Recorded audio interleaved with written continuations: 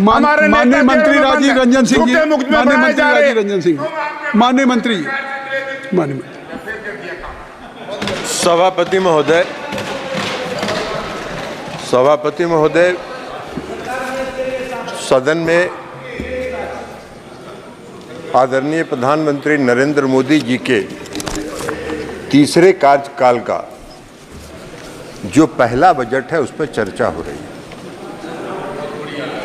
और यह बजट जो है आत्मनिर्भर भारत बनाने की दिशा में मोदी जी की सरकार का क्या संकल्प है उसको दर्शाने वाला बजट। और पिछले 3 दिन से जो चर्चा सदन में चल रही है, ऐसा लग रहा है कि बजट पर भाषण देने के बजाय नरेंद्र मोदी जी की आलोचना पर यह पूरा बजट भाषण चल रहा है। भाई बजट पर बोलिए। और पूरा विपक्ष का जो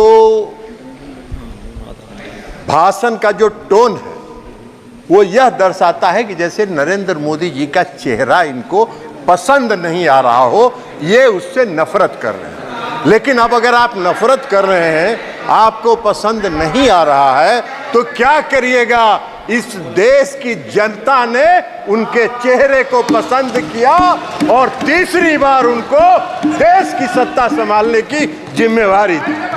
60 वर्ष के बाद 60 वर्ष के बाद 60 वर्ष के बाद 60 वर्ष के बाद जयप्रकाश जी, मोदी जी की उपलब्धता है, मोदी जी की उपलब्धता है कि 60 वर्ष के बाद, आजादी के बाद तीसरी बार किसी को इस देश की सत्ता संभालने का मौका मिला है। ये उनको बर्दाश्त नहीं हो रहा है। उनके पेट में दर्द हो रहा है। अब सच्चाई को नहीं पचा रहे हैं। अब इस देश की जो सच्चाई है उसको ये अगर नहीं पचा पा रहे हैं तो हम लोगों का क्या दोष है भाई? लेकिन हमारा एक परामर्श है इनको, सभापति महोदय, कि सच्चाई को जितना जल्दी। इन्होंने भाषण किया, कोई नहीं बोला, फिर क्यों बोल रहे हैं? बैठिए, बता देते हैं माननीय मंत्री जी, आपका चरित्र भी बता देंगे। माननीय मंत्री जी, एक मिनट, आपका चरित्र भी बता देंगे कि आप क्या करते रहे। माननीय मंत्री जी, आप चेयर से करें। जयप्रकाश जी, आप माननीय जयप्रकाश जी सुन लीजिए।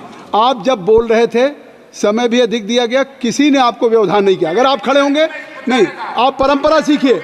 आप वरिष्ठ सदस्य हैं, बैठ जाइए। आप परंपरा सीखिए। आपके किसी स्पीच पे किसी ने व्यवधान नहीं किया। आपको अवसर, आपकी पार्टी को अवसर है। माननीय मंत्री जी जो बोल रहे हैं उसका जवाब आपकी पार्टी देगी, आपके पार्टी के नेता दे देंगे। सभापति महोदय, माननीय मंत्री जी ये बोल रहे हैं। कुछ दिन हम लोग इन लोगों के साथ भी थे और वहां जाके पता चला कि काम ये लोग करते थे और हम लोग विदा हो गए, प्रणाम करके इधर चले आए कि भैया वही काम करते रहो। अंदर में गठबंधन के अंदर ये लोग लॉबी चलाते थे और लॉबी चला के कैसे किसका मतफटौल करावे इसकी योजना बनाते थे। हम लोगों ने प्रणाम किया, इधर चले आए। तो इसलिए छोड़ दीजिए, जरा हम आपको बता देते हैं। तो इसलिए आप इधर आप बोलिए। आप चेयर को सभापति महोदय, सच्चाई इनको सुनना नहीं है, आप ही का पसंद नहीं है। आप जो बोल रहे हैं वो रिकॉर्ड पे जा रहा है। किसी का किसी भी माननीय अन्य सदस्य का बात रिकॉर्ड पे नहीं जा रही, केवल आपकी रिकॉर्ड। हम इनको बता रहे हैं सभापति महोदय कि जितना आप बैठिए। शौकत राय जी बैठ जाए। नहीं, जब आपको अवसर दूंगा तब आप बोलेंगे।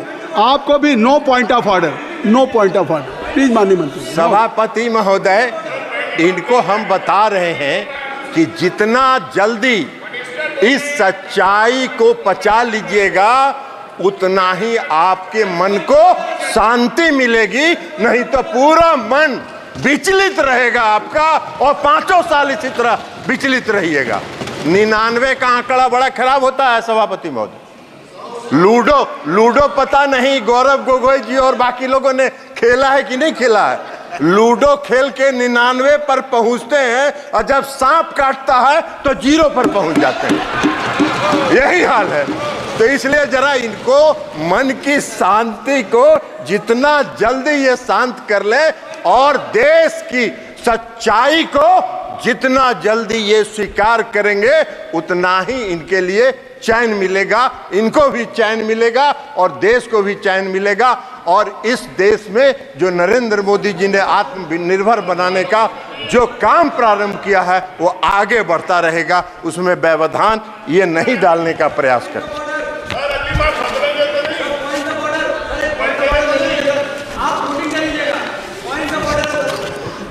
नो पॉइंट ऑफ ऑर्डर अब इनको ड्यूरिंग एनी मिनिस्टर स्टेटमेंट या स्पीच आप पॉइंट ऑफ ऑर्डर आप लिख के भेज दें, आप लिख के भेज दें। बजट का ही स्पीच चल रहा है, बैठिए, आपको बजट समझ में आता, आपको बजट में अभी बता देंगे, एक अगो का बजट का भाषण, बजट समझ में आ रहा है। तीसरे कार्यकाल का जो पहला बजट आया अब इनको नहीं दिखाई पड़ रहा है, इनका एक एजेंडा रहता था, बेरोजगारी है इस देश में, रोजगार पर चर्चा नहीं हो रही है। इस पहले बजट में 4.1 करोड़ रुपए 1 करोड़ लोगों के रोजगार सृजन की चर्चा है, वो इनको दिखाई नहीं पड़ रहा है, वो इनको दिखाई पड़ेगा भी नहीं, क्योंकि मन तो इनका विचलित है, मन इनका अशांत है, तो वो कहां से दिखाई पड़ेगा इनको। अब एक्चुअली अब वास्तव में हुआ क्या है कि तीसरे कार्यकाल का ये पहला बजट आया, मोदी जी ने पहला बजट मोदी जी की सरकार ने पेश किया और जो पहला गुगली मोदी जी ने फेंका है इस बजट के माध्यम से, तो ये बोल्ड आउट हो चुके हैं और उसी बोल्ड आउट की छटपटाहट में ये अपना भावना व्यक्त कर रहे हैं, विधवा विलाप किए जा रहे हैं। अरे विधवा विलाप करने से क्या होगा? सच्चाई यही है कि देश के प्रधानमंत्री नरेंद्र मोदी जी हैं और पूर्ण बहुमत के साथ हैं, इस सच्चाई को स्वीकार करिए। और अभी तो शुरुआत हुआ है, अभी तो शुरुआत हुआ है, तो पहला साल है, अभी 5 साल देखिए, 5 साल के बाद मैदान में कहीं नजर नहीं आइएगा, वही होगा कि 99 पर सांप काटेगा और 0 पर पहुंचिएगा, यही होने वाला है। कई लोगों ने, कई पार्टियों ने चर्चा की, कई पार्टियों ने चर्चा की, कहा कि 2 राज्यों को खुश करने की बात हुई है। अरे भाई, 2 राज्य को सरकार बचाने के लिए कई बात, सरकार बचाने की कौन सी बात? ये प्री पोल अलायंस है और हमारा हो या तेलुगु देशम पार्टी का हो, प्री पोल अलायंस है और यह अलायंस फेविकोल से सटा हुआ है। आपके साथ भी रह के आपका चरित्र भी देख चुके हैं। सत्ता मिला नहीं कि कैसे सत्ता को घींचते रहे, ये काम करते रहे आप लोग। हम लोगों ने प्रणाम किया और चल दिए। इसलिए आज जेडीयू हो या टीडीपी हो, सत्ता के साथ प्री पोल अलायंस में हम लोग सरकार में है और प्री पोल अलायंस 5 साल का पूर्ण बहुमत मिला है। आप क्लीन बोल्ड हो चुके हैं, चिंता मत करिए। सभापति महोदय, सभापति महोदय, सभापति महोदय, हम पर अभिषेक बनर्जी जी का भाषण पढ़ रहे थे। अच्छा विभाग, आपको ये सब यही काम तो करते रहे आज तक आप लोग, आप लोग यही काम करते रहे। आप चेयर पर, आप ये सब नहीं होता है यहाँ, आराम करिए आप। महोदय हम अभिषेक बनर्जी जी का भाषण पढ़ रहे थे। अभिषेक बनर्जी जी ने भाषण दिया और कहा कि मोदी जी का 4 जून 2024 को जो पहली सरकार बनी, rejected the people of India, which was rejected by people of India. वाह रे भाई, आपके ज्ञान का हमको प्रशंसा करना होगा कि पूर्ण बहुमत की सरकार आप कह रहे हैं कि rejected by the plan peoples of India. वाह, पूर्ण बहुमत नहीं दिखता है इनको। अरे सच्चाई को अभिषेक बनर्जी जी स्वीकार करना चाहिए। इन्होंने कहा क्या भाषण में? वक्त बदल गया है, वक्त बदल गया है। हाँ अभिषेक बनर्जी जी, वक्त जरूर, सभापति महोदय, वक्त जरूर बदल गया है, वक्त जरूर बदल गया है, क्योंकि मोदी जी पूर्ण आत्मविश्वास और दृढ़ संकल्प के साथ तीसरे कार्यकाल में आत्मनिर्भर भारत बनाने की ओर चल चुके हैं। इसलिए वक्त बदल गया है, आपको दिखाई नहीं देता है तो उसमें हम क्या करें? आंख का जांच कराइए और चश्मा लगाइए, दिखेगा आपको कि इस देश की जनता ने क्या किया। हमको आशा करते थे, हम उम्मीद करते थे कि अभिषेक बनर्जी जी जब भाषण दे रहे थे तो वो कहते कि पश्चिम बंगाल में महिलाओं के चिरहरण का जो वीडियो वायरल हो रहा है उस पर क्षमा मांगते, इस देश से, उस पर इस देश से क्षमा मांगते, लेकिन नहीं मांगे, नहीं मांगेंगे, नहीं मांगेंगे, क्योंकि पश्चिम बंगाल में वो जैसे चिरहरण हो रहा है, महिलाओं पर अत्याचार हो रहा है और जो आम लोगों पर अत्याचार हो रहा है वो उनको नहीं दिखता है। अभी इसी सदन में अभी बता रहे हैं जयप्रकाश जी, अरे जयप्रकाश जी बैठ जाइए, एक मिनट आपको बता रहे हैं। माननीय मंत्री जी आप चेयर को एड्रेस करें। सभापति महोदय, सभापति महोदय, इसी सदन में ने मन का भड़ास और मन का तकलीफ कई बार सदन के पटल पर उतारा। दिशा की मीटिंग नहीं हुई 5 साल तक, दिशा की मीटिंग नहीं होने दी पश्चिम बंगाल की सरकार ने। और लोकतंत्र की बात करते हैं, इनको क्या अधिकार है लोकतंत्र की बात करने का? इनको कौन सा हक है लोकतंत्र की बात करने का? कृपया नाम रिकॉर्ड में है। माननीय सदस्य ने जो नाम लिया है, गौरव, माननीय सदस्य ने जो नाम लिया है वो रिकॉर्ड में नहीं जाएगा, रिकॉर्ड में नहीं जाएगा। जो माननीय सदस्य ने नाम लिया है, I think so. You should have patience to hear me. You must have patience to hear me.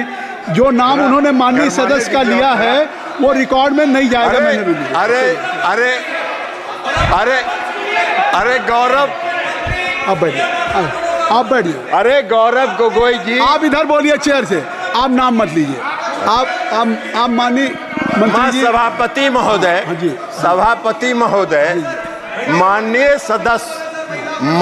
सदस्य गौरव गोगोई जी को नहीं, वो भी थे यहाँ, वो इस सदन में प्रेजेंट थे।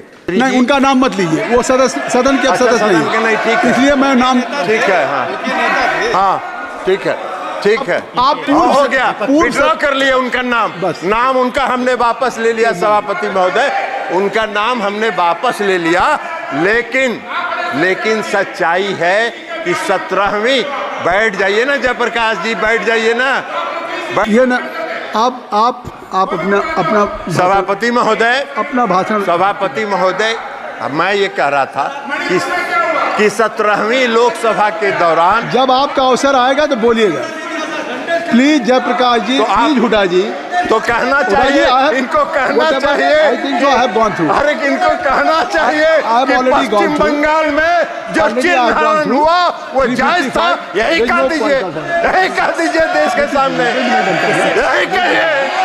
माननीय मंत्री आप इधर बैठिए, मैं दूंगा, इनकी बात खत्म कर लीजिए, आप बैठ जाएं। जयप्रकाश जी आप बैठ जाएं, बैठ जाइए ना। ये क्या बात है? आप जयप्रकाश जी बैठ जाइए, माननीय सदस्य। ऐसे सदन ऐसे नहीं चलता। माननीय मंत्री जी आपसे आग्रह है कि आप अपना भाषण कृपया संक्षिप्त करें और आप चलिए माननीय सदस्य का नाम महोदय, मैं नाम नहीं ले रहा हूँ, मैंने नाम वापस ले लिया, नाम हमने विड्रॉ कर लिया। अब हम ये कह रहे हैं कि 17वीं लोकसभा में उस समय माननीय विरोधी दल के नेता और सबसे बड़े पार्टी के जो नेता थे, उन्होंने सदन के अंदर कई बार अपनी पीड़ा का इजहार किया कि उनके क्षेत्र में दिशा की बैठक होने नहीं दी जा रही है, और गौरव गोगोई जी बैठे हुए थे।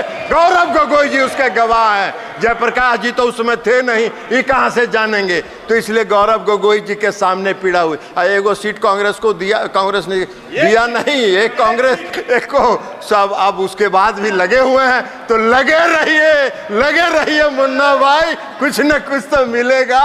लेकिन 99 वाला भी खतरा है, सांप का अगर काटा तो 0 पर आइएगा, लेकिन लगे रहिए, क्या करिएगा। और पूरा भाषण हमने शैलजा जी का भी सुना, शैलजा जी का भी भाषण हमने पूरा सुना, और शैलजा जी का भाषण हमने सुना वो पूरा हरियाणा केंद्रित है।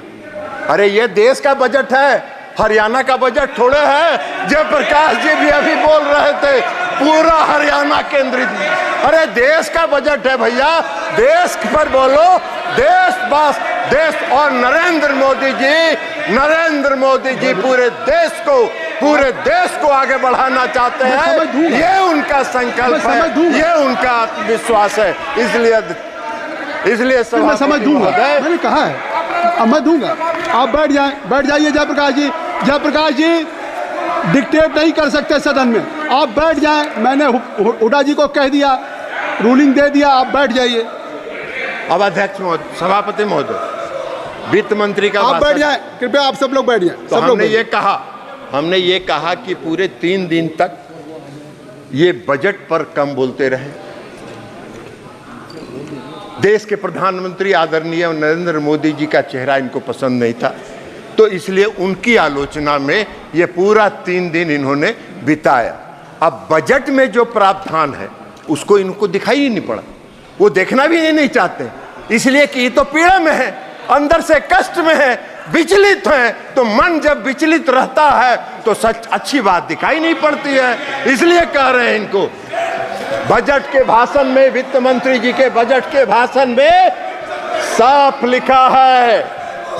लिखा है कि 9 प्राथमिकताओं के संबंध में प्रयासों की परिकल्पना की गई है, और वो 9 प्रयास देश को आत्मनिर्भर भारत बनाने की दिशा में ले जाएगा। ये इस बजट में है, ये उनको दिखा नहीं। पहला क्या है? कृषि में उत्पादकता और अनुकूलता, रोजगार और कौशल प्रशिक्षण, समावेशी मानव संसाधन विकास और सामाजिक न्याय, विनिर्माण और सेवाएं, ऊर्जा सुरक्षा, अवसंरचना, नवाचार, अनुसंधान और विकास, और अगली पीढ़ी के सुधार। तो प्रधानमंत्री नरेंद्र मोदी जी तो अभी की पीढ़ी के अलावा अगली पीढ़ी तक भी सोच रहे हैं, इनको ये दिखाई नहीं पड़ रहा है। तो अब ये दिखाई नहीं पड़ रहा है तो इसमें हमारा क्या दोष है? आपका मन विचलित है, हम भगवान से प्रार्थना करते हैं कि आपके मन को जल्दी शांति प्रदान करे, मन के आत्मा को जल्दी से विचलापन खत्म हो, ताकि आप उससे बाहर निकलिए और देश की कल्पना के बारे में सोचिए। इनको दिखाई नहीं पड़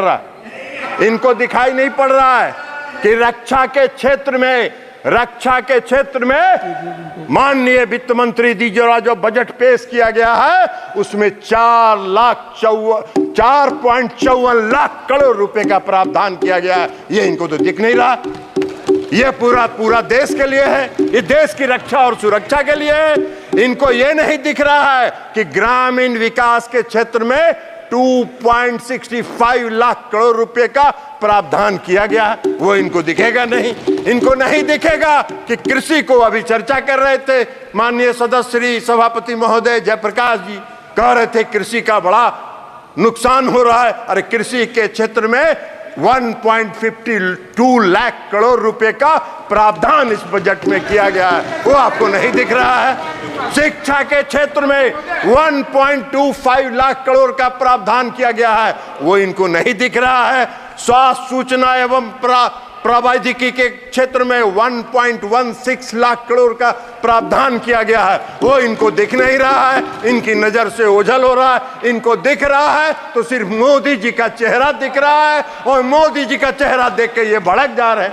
साहब बात देख नहीं रहे, लेकिन भड़किएगा तो क्या करिएगा?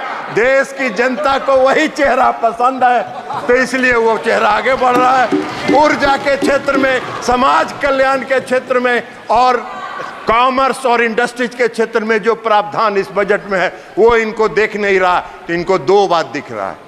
एक बात मोदी जी का चेहरा जो इनको पसंद नहीं है, तो उसमें देश की जनता उनको पसंद करती है। आपके पसंदगी नापसंदगी का कोई अर्थ नहीं है। आप जितना जल्दी उसको स्वीकार कर लीजिए और मोदी जी का चेहरा पसंद करने लगिएगा, उतनी ही जल्दी आपके मन को शांति मिलेगी। ये हम आपको कह रहे हैं। और दूसरा इनको दिख रहा है बिहार और आंध्र प्रदेश। अरे भैया, ये जो पूरा बता दिए, इसमें बिहार और आंध्र प्रदेश आता है क्या?